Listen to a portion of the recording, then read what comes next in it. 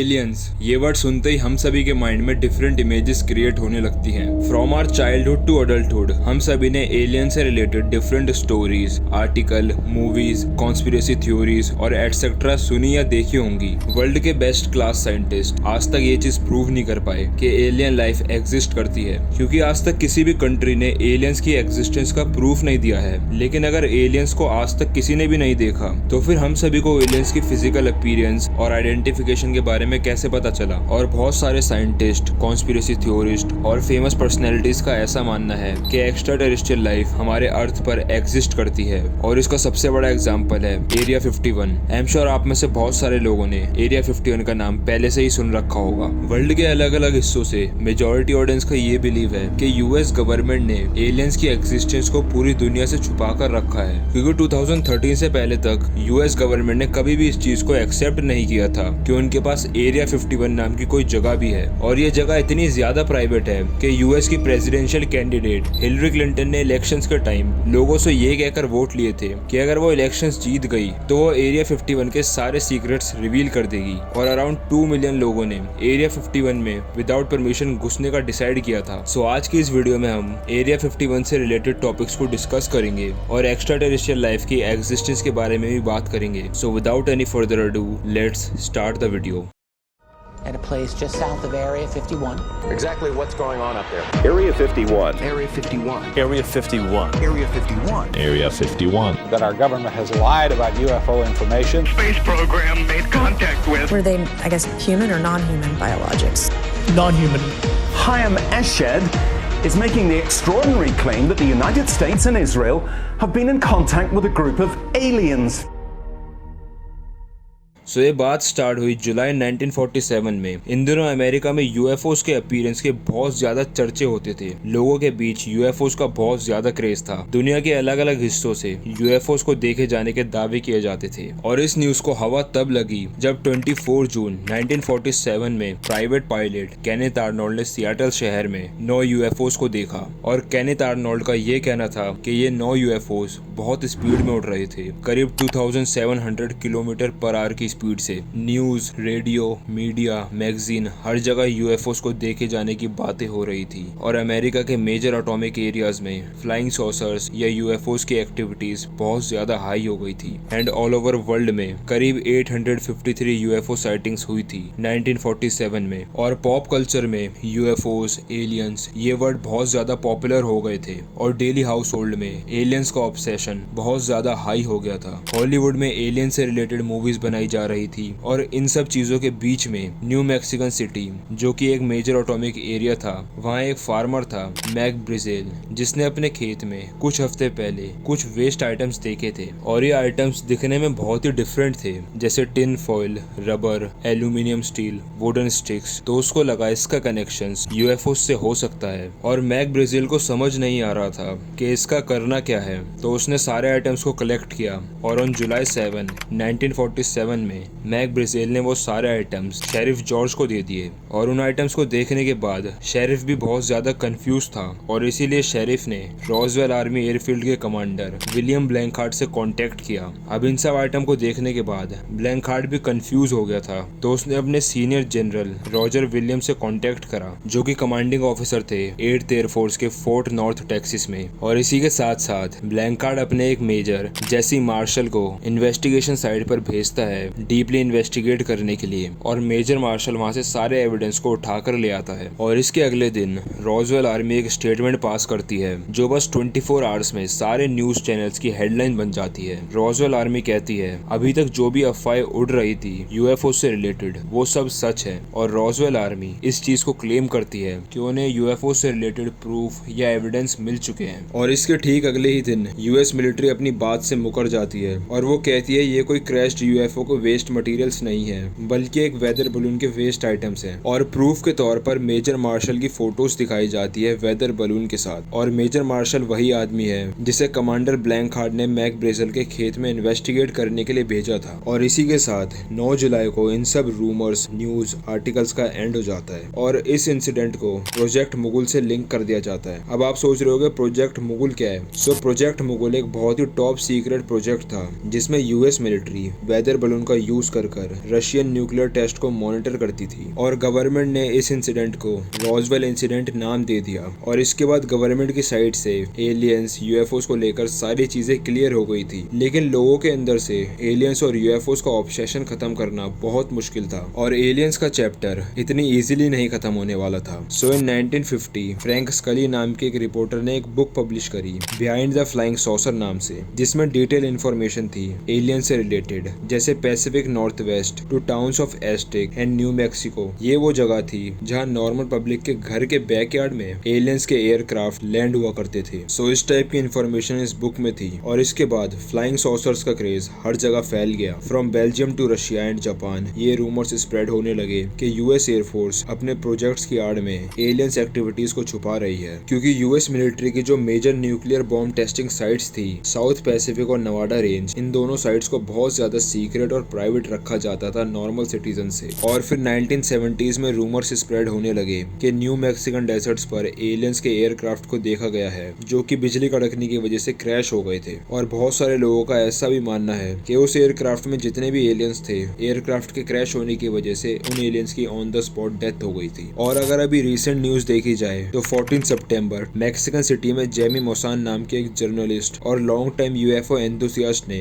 Mexican Congress में 2 मम्मीफाइड bodies को present किया था जो कि ओवरऑल दिखने में एलियंस की तरह लग रहे हैं। और जेमी मोसान ने साइंटिफिक एनालिसिस भी किया है और प्रूफ दिया है कि ये बॉडीज 1000 साल पुरानी है और ये बॉडीज अर्थ की किसी भी चीज का हिस्सा नहीं है और ये ह्यूमन रेस से भी रिलेटेड नहीं है। सो जेमी को 2017 के अराउंड पेरू में ये दोनों बॉडीज मिली थी, लेकिन जब जेमी से पूछा गया कि पेरू से मैक्सिको तक इन दोनों बॉडीज को आप कैसे लाए, तो जेमी के पास कोई भी आंसर नहीं था और इसी के चलते ऑफिशियल लोगों ने जेमी के अगेंस्ट कंप्लेंट भी फाइल कर दी है। But according to him Jamie ने कुछ भी इलीगल नहीं किया है और वो वेलकम करता है पेरुवियन गवर्नमेंट को इन दोनों बॉडीज पर इन्वेस्टिगेट करने के लिए। So as far my knowledge अभी तक ये प्रूफ नहीं हुआ है कि ये 2 मम्मीफाइड बॉडीज एलियंस है या फिर कुछ और अगर इन फ्यूचर आप इस वीडियो को देख रहे हो तो इस न्यूज से रिलेटेड रीसेंट न्यूज या आर्टिकल को जरूर पढ़ लेना। सो अब बात कर लेते हैं लेट 1980s की, जब मेजर मार्शल ने एक बुक लिखी थी द रॉसवेल इंसिडेंट नाम की, जिसमें मेजर मार्शल ने रॉसवेल इंसिडेंट के बारे में लिखा था कि इन्वेस्टिगेशन साइट पर जो आइटम्स उन्हें मिले थे वो हमारी दुनिया के लग ही नहीं रहे थे, मतलब वो लग ही नहीं रहे थे कि वो हमारी धरती पर बने हैं। और रॉसवेल इंसिडेंट्स के बारे में आज तक ना जाने कितनी सारी थ्योरीज सामने आई हैं एंड मेजॉरिटी ऑडियंस का ऐसा बिलीव है कि वो वेदर बलून की जगह एक एयरक्राफ्ट था और क्रैश होने के बाद उसमें से एक एलियन बच गया था जिसे यूएस मिलिट्री ने एक बहुत ही टॉप सीक्रेट एरिया में छुपा कर रखा है, जहाँ US military extra terrestrial life पर स्टडी कर रही है और ये काम एक बहुत ही टॉप सीक्रेट जगह में हो रहा है जिसका नाम है एरिया 51। सो एरिया 51 का जो ऑफिशियल नाम था वो Nevada testing and training range था। सो वर्ल्ड वॉर 2 के अराउंड यूएस के डिफरेंट एरियाज में न्यूक्लियर बॉम्ब की टेस्टिंग की जाती थी और उन एरियाज को एरिया 1, एरिया 2, एरिया 3 नाम दिया जाता था। ऐसे ही नवाडा टेस्टिंग रेंज को एरिया 51 का नाम दे दिया और इन सब एरियाज में कभी भी कोई स्पेसिफिक एक्टिविटी रिपोर्ट नहीं की गई थी, लेकिन एरिया 51 एक लौता ऐसा एरिया था और है जिसमें बहुत सस्पिशियस और मिस्टीरियस एक्टिविटीज रिपोर्ट की जाती है। सो अकॉर्डिंग टू थ्योरीज और रूमर्स एरिया 51 एक बहुत ही टॉप सीक्रेट और प्राइवेट एरिया है जहाँ यूएस मिलिट्री एलियन टेक्नोलॉजी को टेस्ट कर रही है। और area 51 unidentified flying objects better known as UFOs के साथ कनेक्शंस होने की वजह से बहुत फेमस है। And according to conspiracy theories area 51 में एक्स्ट्रा टेरेस्ट्रियल लाइफ्स को रिवर्स इंजीनियर और एलियन लाइफ्स पर टेस्टिंग की जा रही है जो कि रिकवर हुए थे रॉसवेल इंसिडेंट की क्रैश्ड साइट से और मेक्सिको से। और 2013 से पहले तक यूएस मिलिट्री ने कभी भी इस चीज को एक्सेप्ट नहीं किया था कि उनके पास एरिया 51 नाम की भी कोई जगह है और कई सालों तक इस चीज को ऐसे ही राज रखा और नॉर्मल पब्लिक को कोई भी एक्सेस नहीं है एरिया 51 में जाने का। और यहाँ तक कि एरिया 51 इतना ज्यादा सीक्रेट है कि यूएस की प्रेसिडेंशियल कैंडिडेट हिलरी क्लिंटन ने पब्लिक से प्रॉमिस किया था कि अगर वो इलेक्शन जीत गई तो वो एरिया 51 के सारे सीक्रेट्स को रिवील कर देगी और एरिया 51 में क्या चल रहा है वो सब भी बताएंगी। तो अब सबसे बड़ा क्वेश्चन आता है, where is area 51 and how big it is. So area 51 southern Nevada के ग्रूम लेक में लोकेटेड है और इसके आसपास दूर दूर तक सिर्फ डेजर्ट है, ना तो कोई सोसाइटी है और ना ही कोई public appearance and even aeroplanes और ड्रोन्स को भी कोई परमिशन नहीं है एरिया 51 के ऊपर से फ्लाई करने की। और यूएस मिलिट्री ने 2013 के बाद ऑफिशियली एक्सेप्ट किया कि उनके पास एरिया 51 नाम की भी कोई जगह है और यूएस मिलिट्री का कहना है कि कि लेजिटिमेट गवर्नमेंट और मिलिट्री रीजंस की वजह से इस एरिया को इतना ज्यादा प्राइवेट रखा गया है। And military also classifies area 51 as military operating area. और अगर आप एरिया 51 के आसपास भी जाओगे so you will encounter many security checks. For example area 51 का पैरामीटर फेंस वायरिंग से गार्डेड है और इस एरिया में बरीड मोशन सेंसर्स और कैमरे लगे हुए हैं। एंड इवन वार्निंग बोर्ड्स पर क्लियरली लिखा है फोटोज आर नॉट अलाउड और एरिया 51 में एंटर करने पर फाइन है। सो ये सब बातें तो वो हैं जो हमें बताई जाती है ताकि हम सब इन बातों पर बिलीव कर लें और मान लें कि एरिया 51 एक नॉर्मल बॉम्ब टेस्टिंग एरिया है। लेकिन रियलिटी में जो एरिया 51 में चल रहा है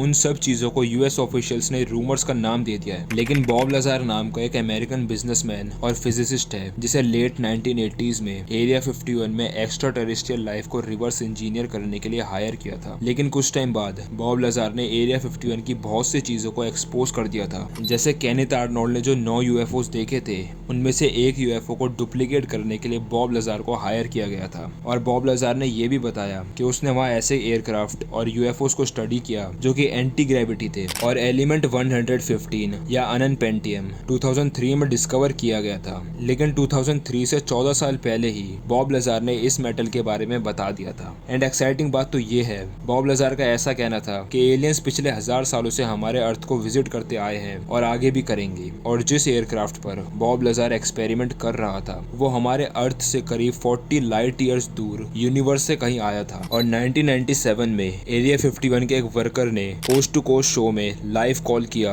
और जो उसने बोला वो आप खुद सुन लो। Hello, Art. Yes. Hi. I don't have a whole lot of time. Well, look, let's begin by finding out whether you're using this line properly or not. Area 51. Yeah, that's right. Were you an employee or are you now? A former employee. Former employee. I was let go on a medical discharge about a week ago, and I've kind of been running across the country. Oh man, I don't know where to start. They're gonna.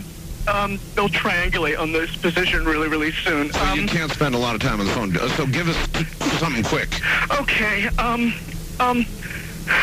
Okay. What we're thinking of as aliens are they're extra-dimensional beings that an earlier precursor of the space program made contact with. They are not what they claim to be. They have infiltrated a lot of aspects of the military establishment, particularly the Area 51. The disasters that are coming, the military. I'm sorry, the government knows about them, and there's a lot of safe areas in this world that they could begin moving the population to now, Art. But they're not doing anything. They are not. They want the major population centers wiped out so that the few that are left will be more easily controllable.